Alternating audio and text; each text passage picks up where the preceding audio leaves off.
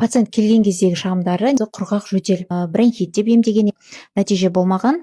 Науқас тексеру барысында алғаш рет анықталып тұр бұл кісіде. Бұған дейін диспансерлік бақылауда болмағансыз, учетта тұрмаған бұл кісі. Жүрек қан тамыр жүйесінен диагноздар анықталды. Жүректің қанды айдау күші, фракция выбросы төмен пациентте.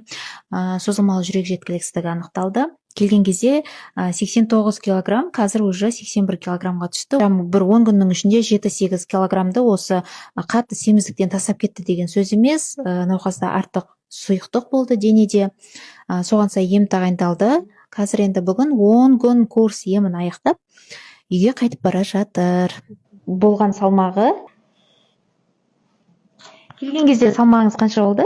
89 болды. 89, қазір 81-де 8 килограмм. Келген кезде пациентте шағымдарыңызды айтыңызшы. Ентігу болды, көкжөтел болды, давлением көтеріп келген тұғын. Аяқта ісіну болды. Жөтелді емдедіңіз, қанша уақыт емдедіңіз үйде жөтелді?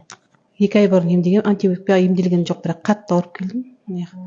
Толық нәтиже болған жоқ, жөтелден? Толық нәтиже болған жоқ. Ақсәулеметке келіп, клиникасы жақсы екен, жақсы қарап жатыр қыздар. Ырзамын, Алла разы болсын. Енді кеп тұрамын ауырған сайын.